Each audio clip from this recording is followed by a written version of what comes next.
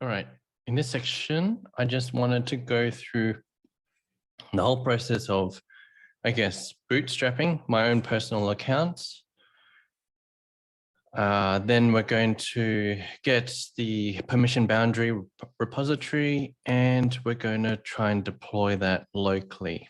Now, I've made a few changes, so it deploys into my own personal account, and those kind of changes can also be made on the RACQ base account. So you can see this is my user. I'm in the Sydney region, CloudFormation. There's nothing in there right now. And here I've got my CDK-boundary solution. So the first thing is to really just set up my environment. So my local environment. So I'm going to create a terminal session here. Just delete that other one. So here I'm going to need to make sure that I have two things. I have a connection to my AWS account via the CLI. And then I'm going to need CDK set up also. So I've already authenticated.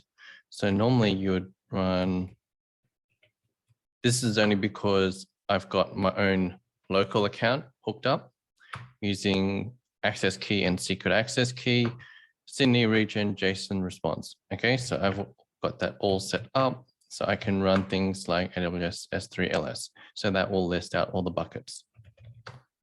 So the next thing is I have to actually get the CDK, I guess, libraries, the Python libraries. So the first thing that I need to do is actually set up my Python environment, Python virtual environment.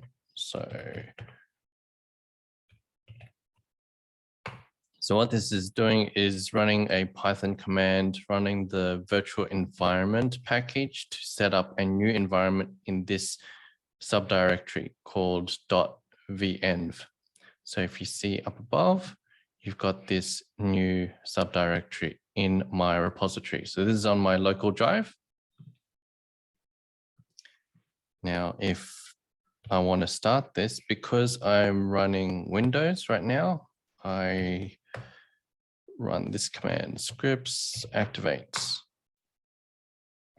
All right, now it's switched my working environment to the .venv directory.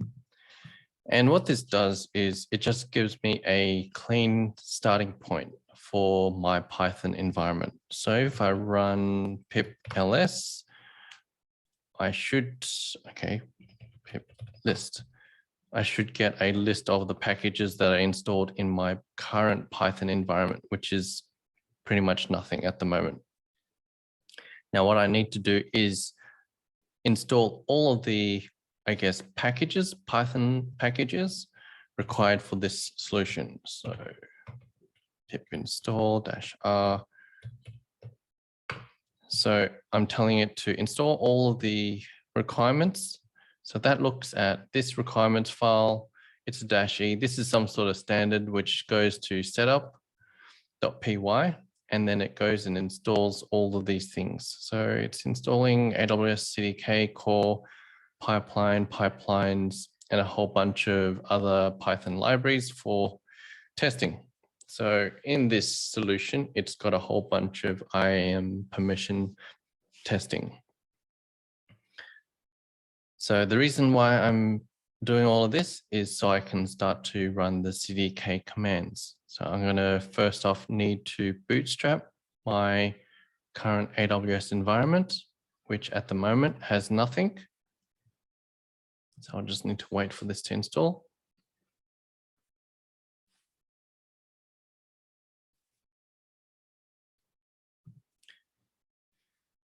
Okay, so it should be installed. So I should be able to run CDK ls. And so what this will do now, this will look at my current application.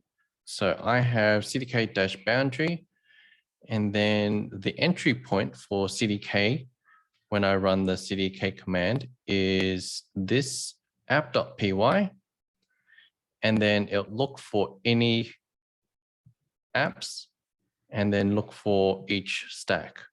So here I've got a repository stack, a pipeline stack, and then I've got another pipeline stack, another repository stack, another pipeline stack. So every time you want to deploy a CloudFormation solution from CDK, you have to define it within the app.py as a separate entry. So here I've got multiple entries, but if you look through them closely, here you've got ends in 310 as the account number. So those are 310s. This one's 75. So these are actually referring to my personal account, which is this one, 75. So I have to add new entries for this account. So in this specific account, I'm going to be deploying, I've specified the account name, and I've also specified the account ID in the ID of this entry. Each entry of these has to be unique, has to have a unique ID. So I'm saying I want to deploy into my personal account, into the Sydney region. And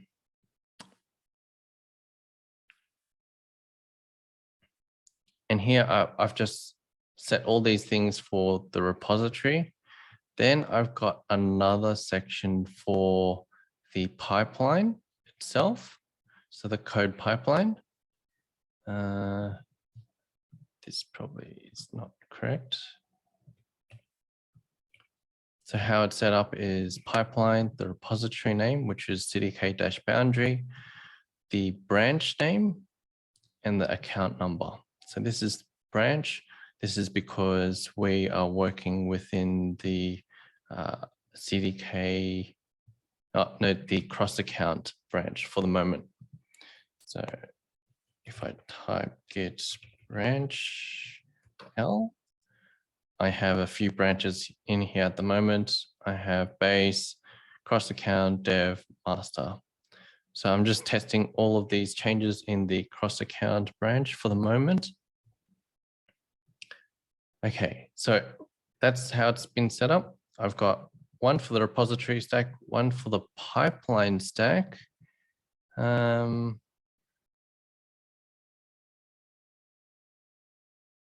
Not sure why I've duplicated this bit. I should be able to just delete that for now. So all I need is one for the repository to store my code, one for the pipeline stack, which is picking up the application code and then going through the build, the testing stages, and the deployment stages. Okay, but first, before we do that, we need to, I guess, bootstrap my account. So if you go to CDK, on the AWS site, they have a whole bunch of documentation on how to bootstrap your account. And so in this example, I'm just going to use this syntax: CDK, bootstrap, AWS, my account number, and the region. So it's going to look something like this. So I'm going to go back to here.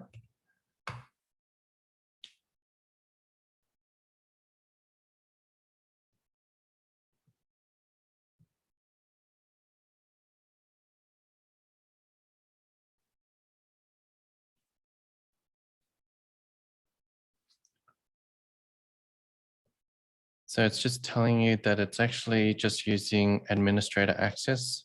You can set the execution policies using that parameter in the command, but I've not done that. And why did it fail?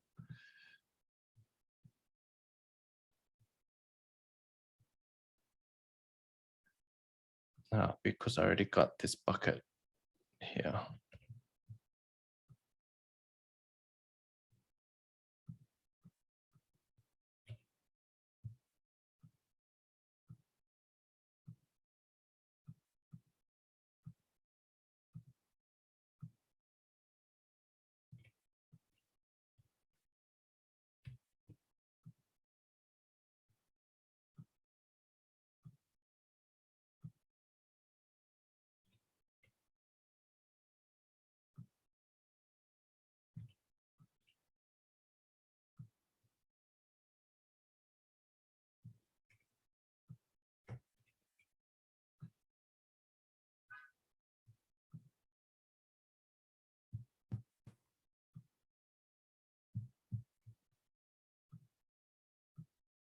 Let me just delete that and try again.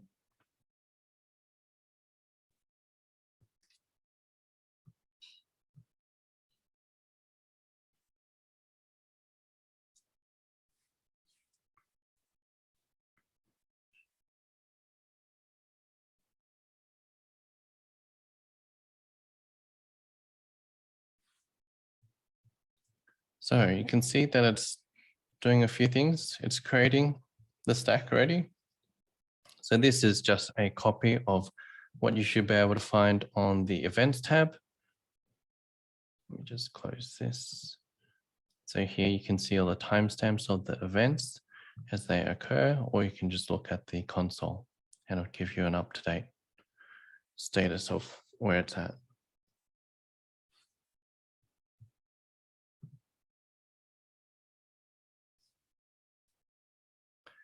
So this is the CDK toolkit. This is the bootstrapping process. There's the template that sits behind it. There's the parameters that I was using just as the first deployment.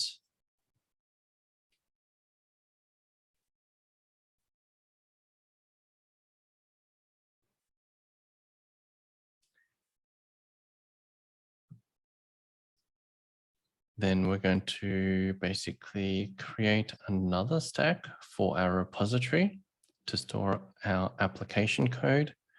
And then we're going to create the pipeline, which is going to look after all the deployment activities following that. Okay, so we've got the toolkit in there. We can run CDK ls again, which will print out all of the different application stacks in this solution.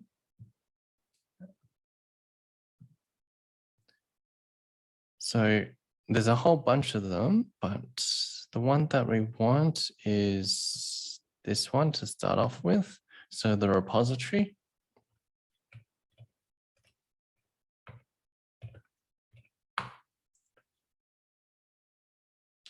So what this is going to do is get the repository stack, which is in here.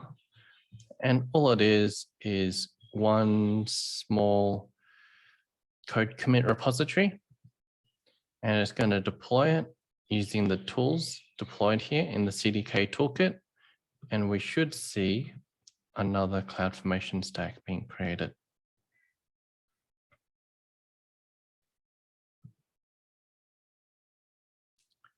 Okay, so now we've got a new CloudFormation stack. It's got a whole bunch of metadata and it's also got a code commit repository. Then if we go to code commit, we should see the repository in there, CDK-boundary. Now, the next thing is we need to create a code commit key. I've already done this, but I'll just show where this is done.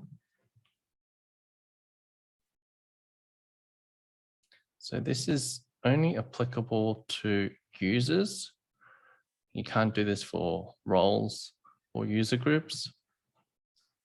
Wait. So I've got a CDK user here. And if you go to security credentials, scroll down to the bottom and the Git credentials. So you just generate a new set of credentials, you'll get a username and a password. Okay. I've already set up my code commits credentials onto my working environment. I'm wondering if this is going to work.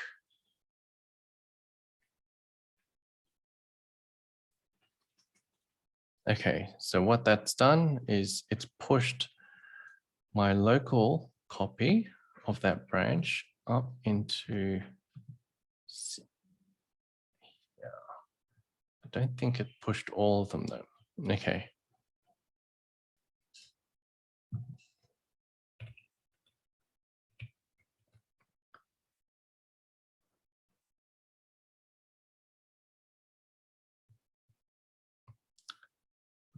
Not sure how to push all my branches up, but I'll ignore that for now. Okay, so I've got one branch pushed up. The next thing is what I want to do. I want to deploy the pipeline, right? So I've got this repository stack, which is this thing already deployed. Now I want to deploy this second one, which is the pipeline stack, which is going to be looking at the cross account branch, which I've defined here. And this is all the code here. So CDK ls, just to list all the names of the different solutions that we can deploy.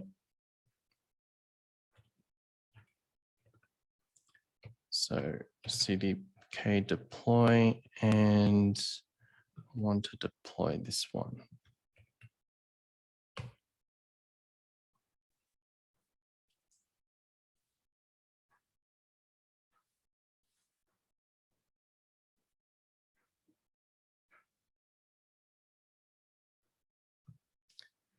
So it gives you a list of all of these changes that it wants to do. So you can review all of those things, agree or decline if you're not happy. Otherwise, deploy it. Then we go back to here. So we've got the pipeline stack getting deployed. Again, you can see here on the events, it should correspond.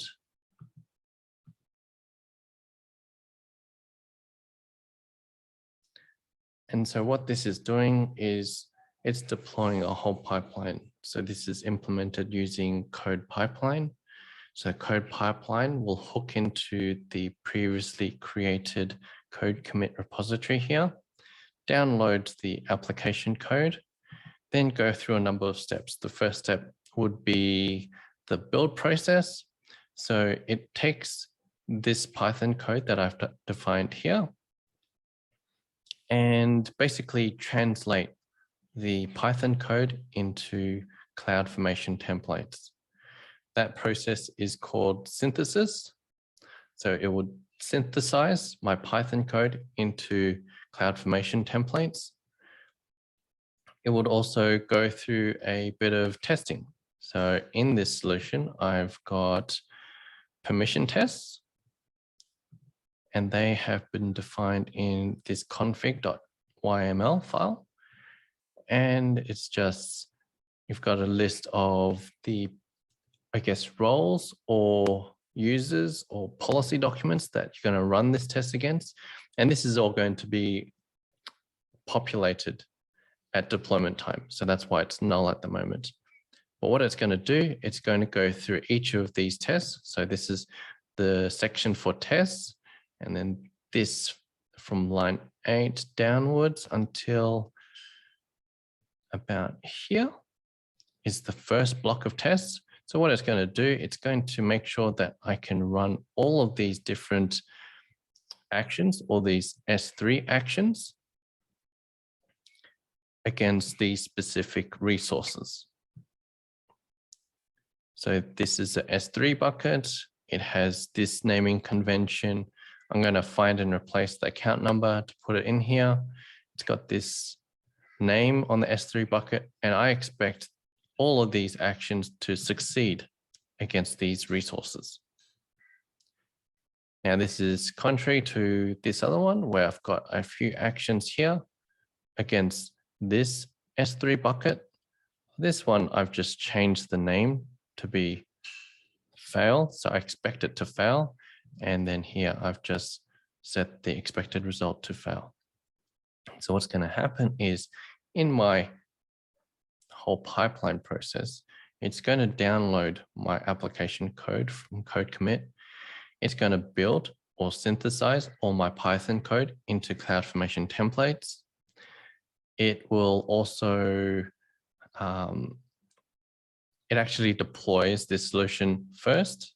And then once it's deployed, this solution will have a whole set of policy documents and IAM roles, and then we'll have this script that runs over the deployed resources and make sure that the resources are meeting all of these different tests that I have.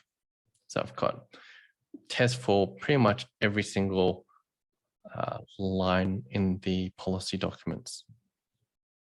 So I've got S3 tests, Lambda function tests. What else have I got? Firehose, Kinesis, SageMaker, DynamoDB. Everything should be in here. Even I've got stuff for Athena, and I've also got stuff for CloudFormation stacks. And there was something for here, creating network interfaces. So it also checks to make sure that I am able to create network interfaces within my own specific or specified VPC. So just make sure that I do have those permissions. So here I'm defining the VPC ID, the subnet ID, and also it should fail if I'm passing in some rubbish subnet ID. So it's just making sure that the permissions that I did deploy are correct. Okay, so now I've got my toolkit, which was the bootstrapping process. I've got the code commit repository where all my application code is being stored. Then I've got my pipeline, which is the process that handles the deployment activities. And then we can see the actual pipeline, which is here. So pipeline, CDK boundary, cross account. So it's already started this whole process. So here it's got a link to code commit, as I said, as the source. Then it's got a build process, which is synthesizing. Then it's going through and doing a self-mutate. So what it's doing is just going back and looking at the code repository. What it's actually looking at is this one, this pipeline underscore stack. And this pipeline underscore stack defines this whole end-to-end process. So it's just going back, double checking, what do you actually have in the code? Let me just compare it to what's being deployed right now. Is there any changes that need to be applied? If not, continue. If there are new updates, then go and self-mutate basically and self-update itself.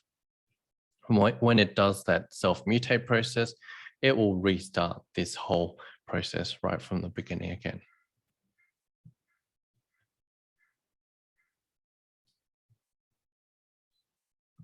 So if we want to see where it's at, you can go, it's still in progress. Then you can go through here. It's just going through a whole process of checking everything.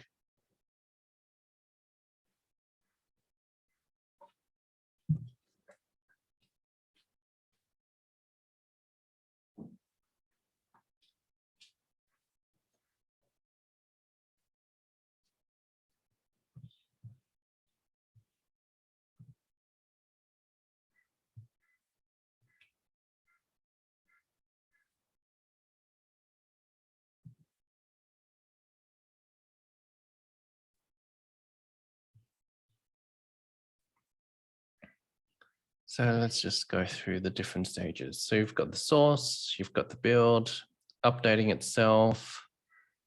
Then you've got a section for the deployment activities. So here it's using CloudFormation to deploy it.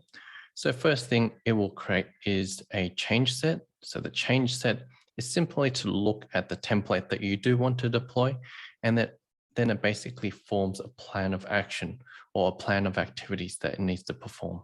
So either creating new resources, updating resources, or deleting resources. So once it's completed creating that plan, then it continues on and it will start to actually enact that plan. So here, second stage, again using CloudFormation, in the process of actually deploying according to that plan. So if we go back to CloudFormation now, we have our application stack, which is being deployed. So this one is the one that has all the permission boundaries. So it's going through the whole process of creating all of those resources.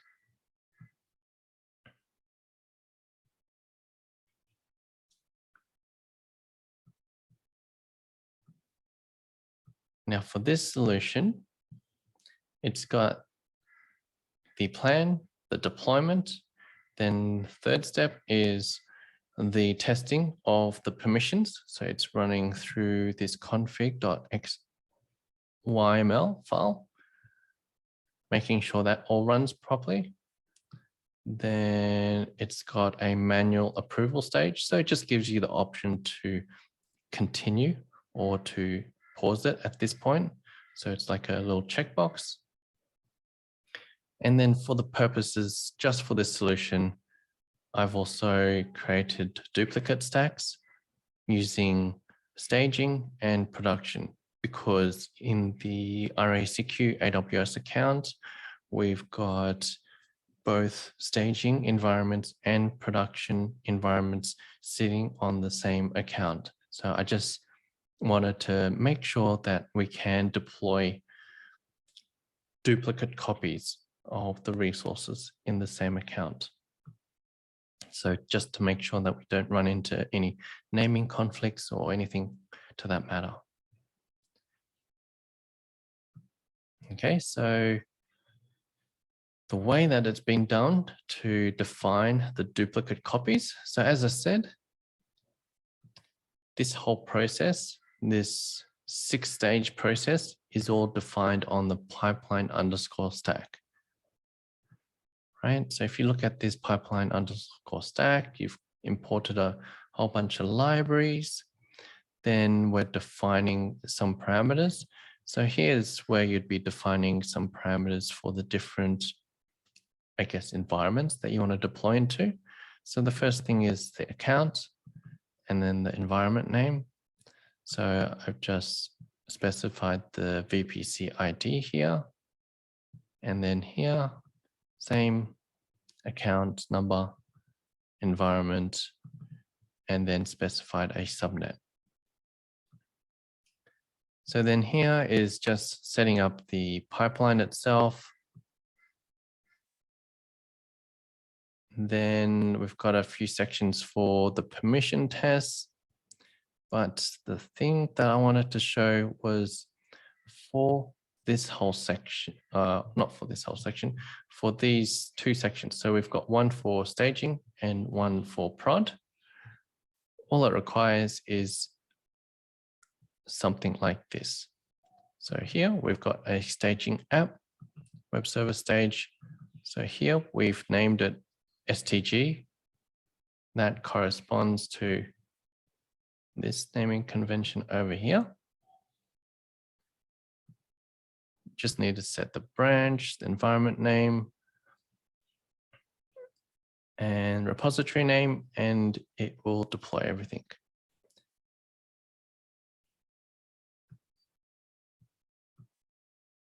So is this finished yet? Nope. So it's in the process of running the permission tests. This might take a bit because there is about 600 lines in this document. Okay, almost 900 lines. So that's quite a number of different tests that it's running through.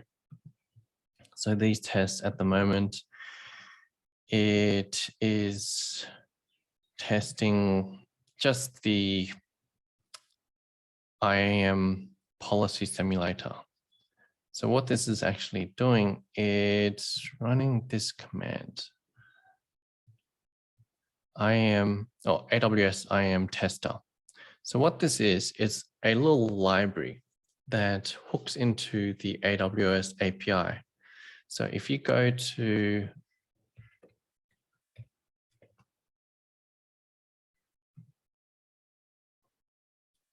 AWS, they have this policy simulator.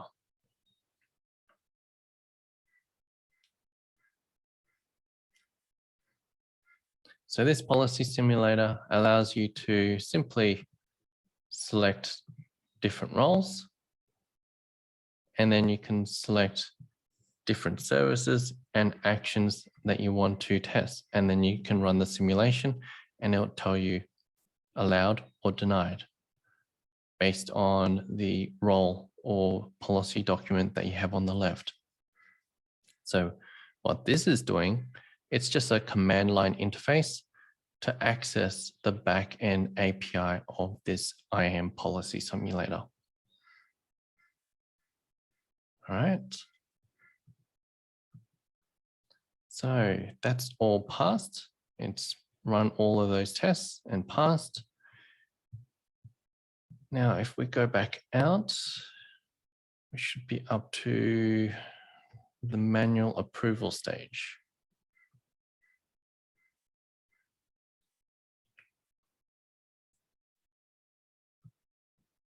Okay, so click review, approve. Now I'm telling it to deploy locally.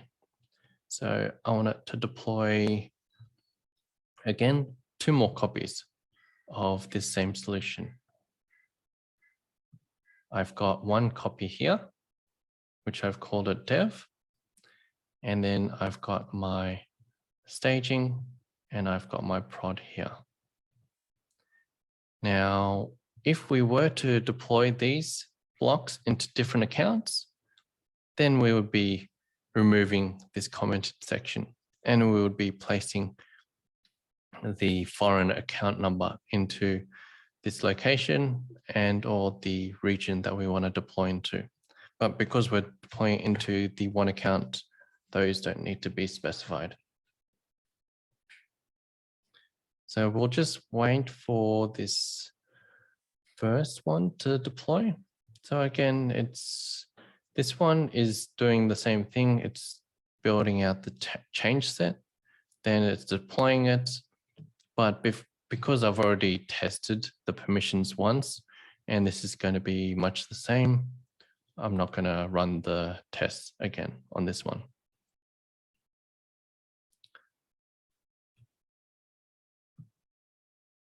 So if we go into CloudFormation, we should see staging that's in cross account CDK boundary is in the creation process. So we go to change sets. That's the last change set that was created a minute ago. Now it should be in the process of creating the actual stack.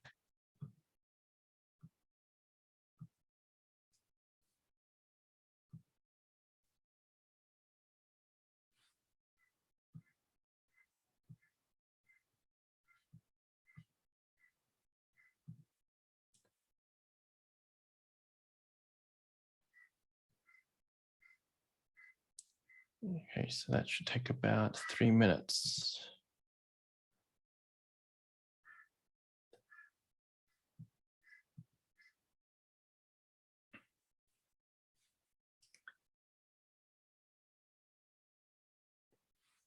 So while we wait, I thought I'd show you one more thing, CDK LS.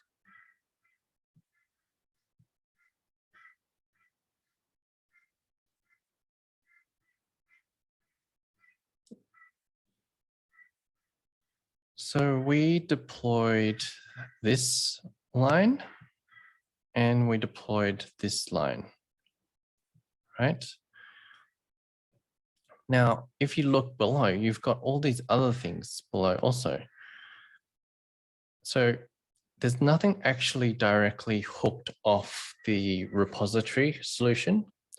But then when it comes to this one, as you've seen, it's deploying these other stacks, these other CloudFormation stack, one for dev, one for staging, and then one for prod. Okay, let's just switch back to this one.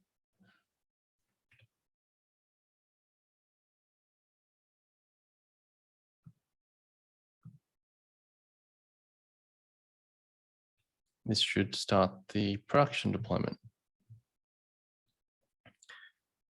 All right, so what I said is we've only actually deployed two, the repository CDK boundary and the account number, pipeline CDK boundary, cross account, and then the account number. What these sections below are, CDK is able to identify when, I guess, one stack is deploying another stack. So what I mean is we've only deployed this first one, but this pipeline itself is going through the process of deploying multiple stacks inside. And so you can see that this first section corresponds to this. And then you've got a slash, and then you've got these other stacks. So basically what it's done is it's able to detect that I've got 3 other application stacks or CloudFormation stacks deployed as part of this pipeline, and it's now represented these 3 here. So if I really want, I can bypass this whole process instead of waiting for this 6-stage process code pipeline to run, and I can deploy them directly here. So if I was to run something like this,